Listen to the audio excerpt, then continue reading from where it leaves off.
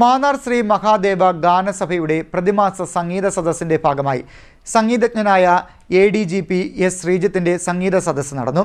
മഹാദേവ ഗാനസഭയുടെ കലാവൈഭവശ്രീ പുരസ്കാരം ശ്രീജിത്തിന് folklore academy chairman OS. Unnikrishnan സമ്മാനിച്ചു.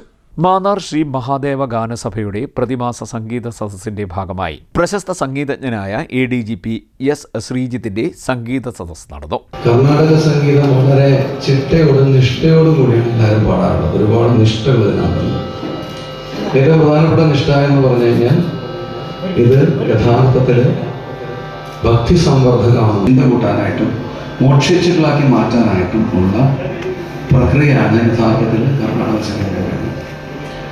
ഇതിനെക്കുറിച്ച് മനസ്സിലാക്കാതെയാണ് പലപ്പോഴും ഉന്മത്തരാകുമ്പോൾ തീർച്ചയായിട്ടും മനസ്സിലാക്കാതിരിക്കാൻ തരവില്ല. പക്ഷേ അല്ല, അത് ക്രിയേഷണൽ മ്യൂസിക് എന്ന് ഞാൻ പറഞ്ഞത് നമുക്ക് മനസ്സിന് സന്തോഷം ഉണ്ടാക്കാൻ വേണ്ടി മാത്രമുള്ളൊരു പ്രക്രിയയല്ല. യഥാർത്ഥയും ഉദ്ദീപിപ്പിച്ച് നമുക്ക് മോക്ഷത്തിന്, ഭഗവത് സാക്ഷാത്കാരത്തിന് കാരണമാകുന്ന രീതിയിലാണ് ഇതിൻ്റെ കാര്യങ്ങളെല്ലാം ചിട്ടപ്പെടുന്നത്.